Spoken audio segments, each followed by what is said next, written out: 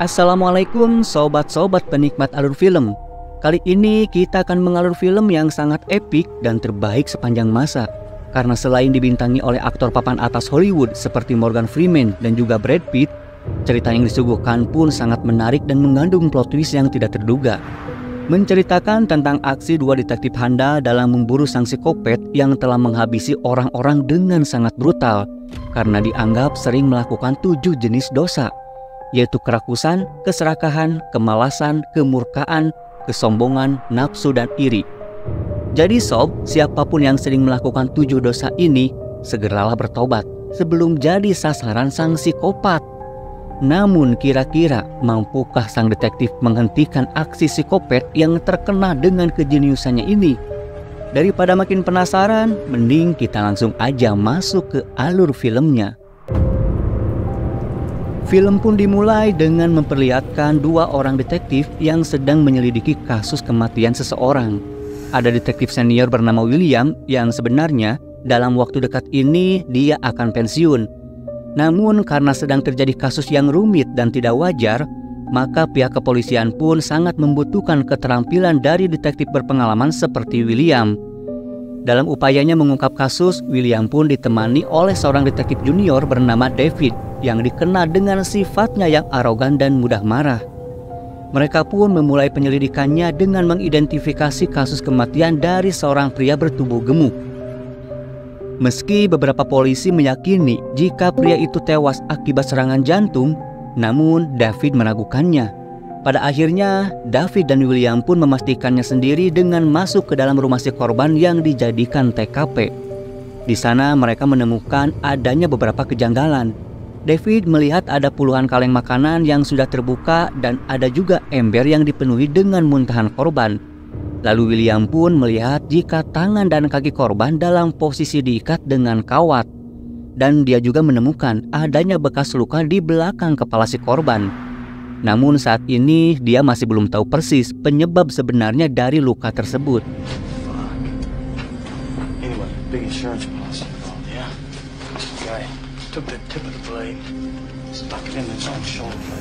Di malam hari yang sama, David dan William pun menemui seorang dokter yang melakukan otopsi terhadap jasad si korban. Dokter pun berkata kalau dia merasakan adanya kejanggalan dalam kasus ini, karena dia menemukan jika ukuran lambung si korban jadi melebar hingga kemudian pecah. Setelah dianalisis, sangatlah tidak mungkin ada orang yang makan terlalu banyak hingga perutnya meledak seperti ini. Lalu William menanyakan bekas luka yang ada di belakang kepala korban. Dokter pun berkata kalau luka itu mirip dengan ujung pistol yang ditekan terlalu keras. Kemudian William pun menemui kepala polisi dan mengatakan jika kasus ini bukanlah kasus biasa. Berdasarkan hasil otopsi tadi, William pun menjelaskan jika kemungkinan ada seseorang yang telah memaksa si korban untuk makan sebanyak-banyaknya hingga dia tewas. Pemikiran William ini berdasar pada beberapa bukti, seperti tangan dan kaki korban yang terikat. Kemudian ada juga ember yang dipenuhi dengan muntahan dan juga terdapat bekas todongan pistol di bagian belakang kepala si korban. Namun kepala polisi berpendapat jika ini hanyalah kasus penganiayaan biasa. Kemudian keesokan paginya terjadi lagi kasus yang melibatkan kematian seseorang. David pun segera meluncur ke TKP dan di sana dia mengetahui jika korbannya kali ini adalah seorang pengacara yang sukses dan kaya raya. Di dalam ruang kerja si korban, David menemukan tulisan greed yang berarti kerakusan. Sementara William mendapatkan sebuah paket dari dokter forensik yang isinya berupa serpihan kayu yang ditemukan di dalam usus si pria gemuk tadi. Dan sepertinya psikopat itu memaksa korbannya untuk menelan serpihan kayu ini. Karena penasaran, William pun kembali ke TKP awal dan mencari lokasi dari mana asal serpihan kayu itu. Lalu setelah diselidiki, ternyata serpihan kayu itu berasal dari lantai di bawah kulkas. Di balik kulkas itu, William pun menemukan adanya tulisan gluttony yang berarti keserakahan. Di sana juga dia melihat ada selembar kertas yang tertulis potongan kalimat puisi di dalamnya. Setelah itu William pun kembali menghadap kepala polisi dan menunjukkan hasil temuannya itu. William sangat yakin jika dua korban yang sudah mereka temukan adalah awal dari pembunuhan berantai. Karena berdasarkan tulisan yang mereka temukan di TKP, William bisa menyimpulkan jika psikopat ini mengincar dan menghabisi korbannya berdasarkan 7 dosa besar manusia, yaitu kerakusan, keserakahan, kemalasan, kemarahan, kesombongan, nafsu, dan iri. Nah, jika teori ini memang benar, berarti masih tersisa 5 dosa lagi. Artinya, ada kemungkinan jika mereka akan menemukan lagi 5 orang yang akan jadi korban.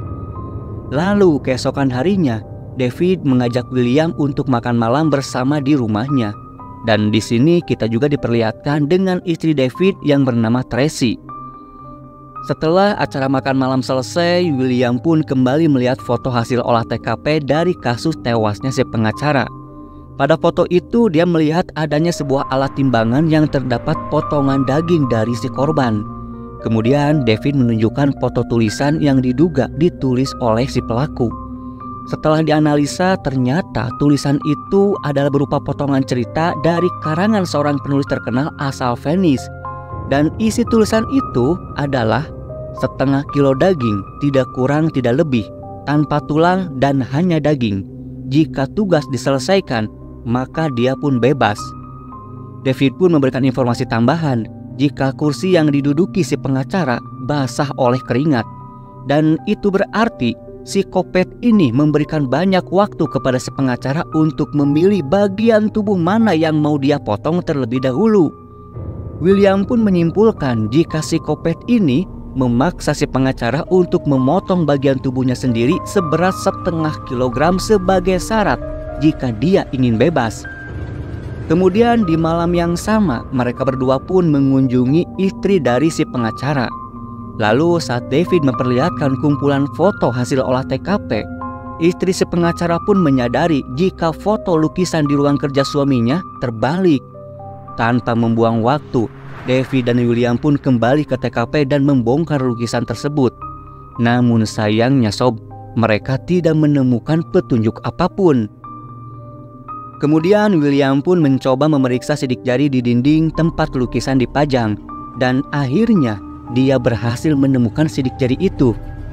Lalu sidik jari itu pun diidentifikasi. Dan ternyata sidik jari itu membentuk tulisan "Help Me".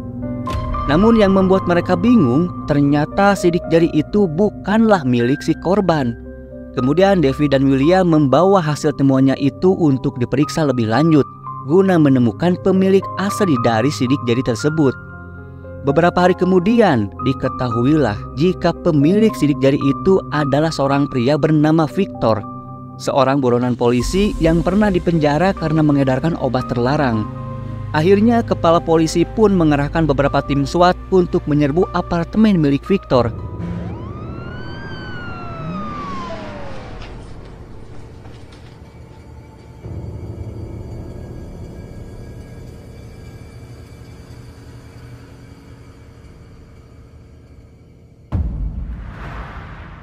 Dan setelah mereka berhasil memasuki apartemen Victor, mereka pun dibuat heran karena terdapat banyak pengharum mobil yang tergantung di atas langit-langit kamar apartemennya. Dan tidak berselang lama, Victor pun berhasil ditemukan sedang tertidur. Namun saat mereka berusaha membangunkannya, Victor sama sekali tidak merespon. Dan ketika mereka membuka selimutnya, mereka pun kembali dibuat terkejut karena melihat kondisi Victor yang sangat mengenaskan. Tubuhnya terlihat mengering seperti zombie. Kaki dan tangannya pun terikat di ranjang, serta pergelangan tangan kirinya sudah menghilang. Di sekitar ranjang itu mereka juga menemukan puluhan alat suntik yang berisi obat terlarang. Sedangkan di dinding kamar, William melihat ada tulisan slot yang berarti kemalasan. David pun menemukan sebuah kotak yang berisi kumpulan foto Victor. Dan pada setiap foto tertulis tanggal pengambilan foto tersebut. William menduga jika Victor telah disiksa selama 1 tahun di dalam kamarnya sendiri. Sedangkan si pelaku memotret Victor setiap hari sebagai dokumentasi. Saat seorang polisi mendekat untuk memeriksa kondisi tubuh Victor, tiba-tiba Ternyata Victor masih hidup sob. Dan setelah kejadian tersebut, David sangat dibuat emosi karena merasa jika psikopat ini sengaja mempermainkan mereka. Namun di saat mereka berdua sedang mengobrol, seorang wartawan tiba-tiba saja masuk dan memfoto mereka berdua tanpa izin. Seketika itu David yang sedang emosi pun menghajar wartawan itu lalu mengusirnya. Singkat cerita, mereka pun membawa Victor ke rumah sakit. Dan dokter yang merawat Victor berkata jika dia menemukan kadar obat terlarang yang sangat tinggi di dalam tubuh Victor. Dan kondisi lidahnya pun sudah terpotong. Dari hasil pemeriksaannya itu, dokter memprediksi jika Victor kemungkinan besar tidak akan bisa bertahan lebih lama lagi. Singkat cerita, di keesokan paginya, Tracy bertemu dengan William. Kemudian dia pun bercerita bahwa saat ini dia sedang hamil, tapi tidak berani memberitahukan hal itu kepada David karena khawatir akan menambah beban pikirannya. William pun menyarankan agar jangan memberitahu David terlebih dahulu soal kehamilannya itu karena takutnya David akan semakin stres dan merasa terbebani. Kemudian scene pun berpindah ke kantornya William, dan di sana William mulai menyadari jika si pelaku adalah orang yang sangat jenius. Dan jika dilihat dari bagaimana cara si pelaku menghubungkan semua kejadian pembunuhan serta potongan kalimat puisi yang sengaja dia tinggalkan di TKP, William pun berpikir jika ada kemungkinan bahwa si pelaku ini gemar membaca buku-buku klasik. Dan dari sinilah dia pun seperti mendapatkan sebuah petunjuk. Kemudian William pun mengajak David untuk pergi menemui temannya yang berprofesi sebagai FBI, dan dia bernama Gracie. Lalu William pun memberi sebuah kertas yang berisi daftar judul buku kepada Gracie. Dan setelah Gracie pergi dari sana, William pun menjelaskan bahwa selama ini pihak FBI terhubung ke sistem perpustakaan dan mereka merekam data dari aktivitas di sana. Jadi ada beberapa buku tertentu yang telah ditandai yang salah satunya adalah buku tentang pembunuhan dan hal-hal yang berbau kriminal. Dan siapapun yang telah membaca buku tersebut, maka identitasnya akan masuk ke dalam komputer FBI. Kemudian tidak berselang lama, Gracie pun kembali dan memberikan beberapa nama yang dicurigai telah membaca buku-buku tersebut. Lalu saat mereka memeriksa daftar nama itu di dalam mobil, mereka mendapatkan ada salah satu nama yang telah membaca buku tentang 7 dosa besar mematikan atau 7 Deadly Sins, yaitu Jonathan Doe. Seketika itu mereka pun meluncur ke apartemen milik Jonathan. Lalu sesampainya di sana, tepat saat David mengetuk pintu, tiba-tiba seorang pria misterius menembaki mereka berdua. David yakin jika pria itu adalah pelaku pembunuhan yang sebenarnya, maka dia pun langsung mengejar pria tersebut. Hingga setibanya di sebuah gang, David pun kehilangan jejak si pria misterius itu. Lalu saat David sedang lengah, tiba-tiba pria misterius itu memukul kepala David. Sambil kesakitan, David pun berusaha untuk berdiri. Namun pria itu langsung menodongkan senjatanya. Tapi anehnya, pria itu malah pergi meninggalkannya begitu saja. Kemudian mereka pun kembali ke apartemen Jonathan. Karena sudah kesal, David pun langsung mendobrak pintunya. Dan di dalam, William menemukan ada beberapa kotak yang berisi objek dari kasus pembunuhan sebelumnya. Kotak pertama berisi kaleng makanan yang sama seperti kasus kematian si pria gemuk. Kotak kedua berisi surat kabar yang memberitakan tentang sang pengacara yang membela seorang penjahat dan dia berhasil membebaskannya. Sedangkan kotak ketiga berisi potongan pergelangan tangan milik Victor. Dari sini William akhirnya paham kenapa sidik jari Victor bisa berada di TKP pembunuhan si pengacara. Lalu kotak yang terakhir, kotak yang keempat, berisi sebuah foto wanita disertai nota pembelian di sebuah toko baju. Kemungkinan ini adalah petunjuk untuk pembunuhan berikutnya. Sementara itu, David pun menemukan sebuah ruangan yang digunakan Jonathan untuk mencetak koleksi foto-foto miliknya. Lalu ketika mengecek ke dalam kamar mandi, dia sangat kaget karena melihat fotonya ada di dalam backup. Dari sini David sadar jika Jonathan adalah wartawan yang pernah dia usir pada saat di apartemen Victor.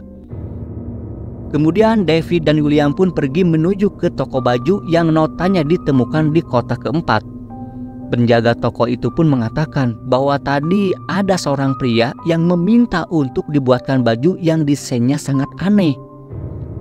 Kemudian penjaga toko itu pun menunjukkan foto desain bajunya itu. Desain baju yang dipasangi semacam pisau di area kepalanya.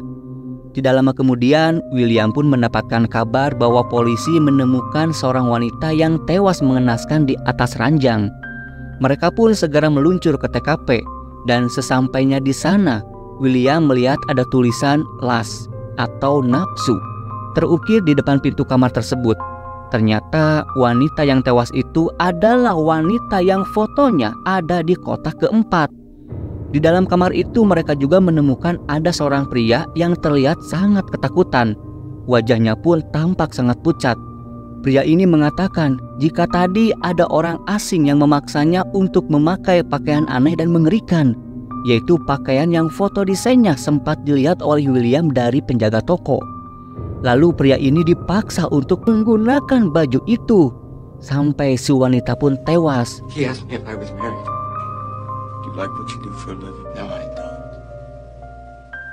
Kemudian keesokan paginya, korban kelima pun ditemukan.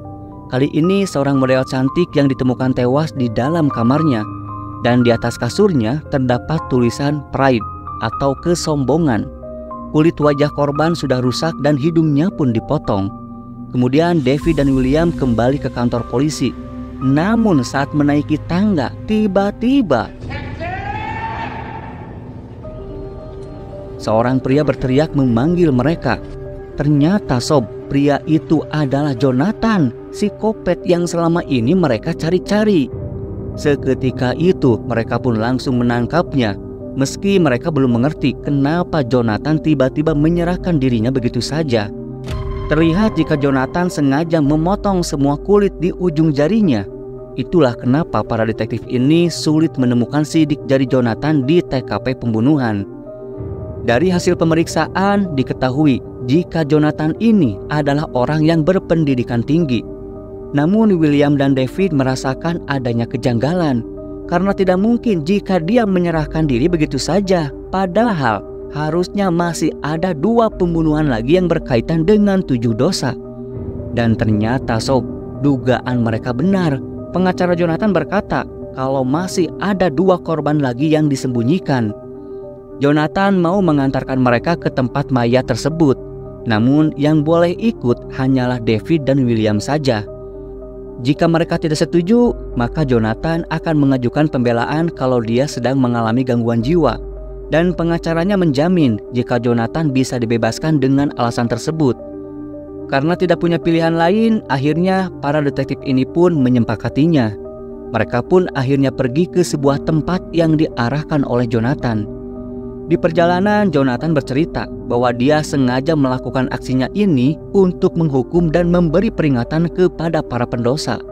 Jonathan merasa jika kelima korban yang sudah dia habisi adalah manusia yang sangat berdosa. Korban pertama, yaitu si pria gemuk, adalah orang yang sangat rakus. Dengan dosa kerakusannya itu, bahkan dia sendiri kesulitan untuk berdiri. Dia menghabiskan banyak makanan hanya untuk dirinya sendiri, sedangkan di luar sana masih banyak orang yang kelaparan. Kemudian korban kedua adalah si pengacara yang serakah. Demi kepuasannya, dia sampai rela mencari uang meski dengan membela para kriminal yang jelas-jelas mereka itu telah dinyatakan bersalah. Lalu korban ketiga adalah pengedar obat terlarang yang bisa menghancurkan generasi bangsa, membuat mereka malas dan hanya ingin bersenang-senang saja. Korban keempat adalah seorang pezina berkaitan dengan dosa pelampiasan nafsu. Wanita malam ini asik memuaskan nafsunya tanpa dia peduli jika dia juga menyebarkan penyakit menular. Dan korban kelima adalah wanita yang lebih mementingkan kecantikan fisiknya dibanding hatinya. Karena itulah dia merasa sombong atas kecantikan yang dimilikinya. Jonathan pun mengakui jika inilah cara dia untuk menghukum para pendosa tersebut demi tegaknya keadilan. Kemudian di tengah padang gurun, Jonathan menyuruh William untuk menghentikan mobilnya.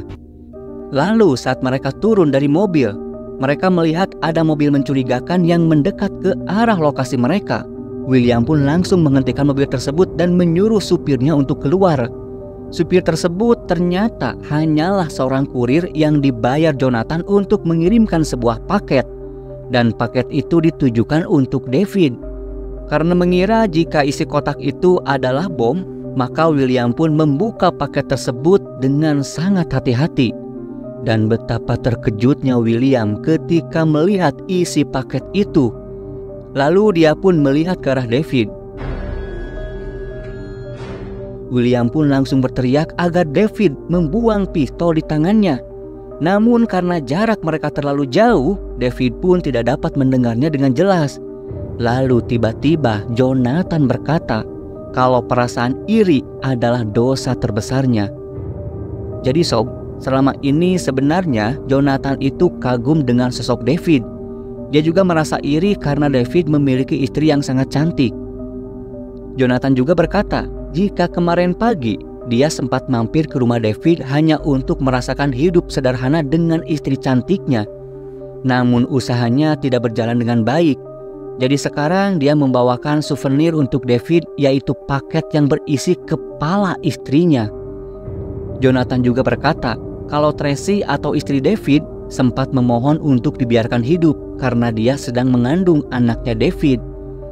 Tentu saja David yang memang belum mengetahui tentang kehamilan istrinya itu dibuat shock mendengarnya.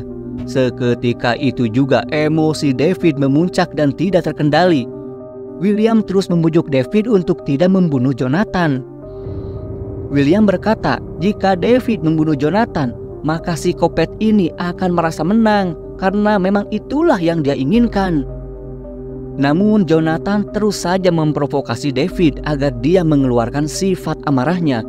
David yang amarahnya sudah memuncak akhirnya kehilangan akal sehatnya.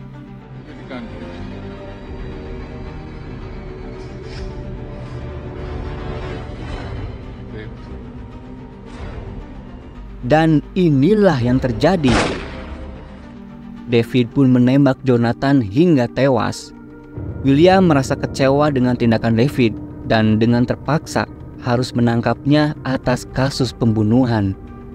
Haduh, gimana sob?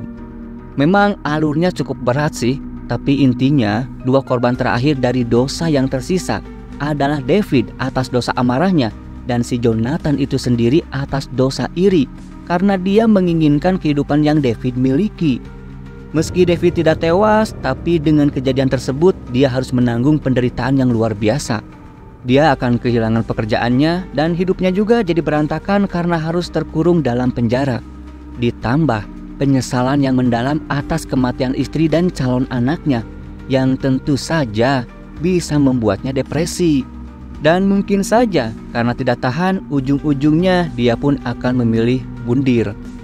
Karena inti dari hukuman yang Jonathan berikan adalah bukan memberi kematian, tapi memberikan rasa sakit yang luar biasa. Nah justru sob, yang jadi korban sesungguhnya dalam kasus ini adalah Tracy, istrinya David. Karena dia tewas atas dosa irinya si Jonathan dan amarahnya David.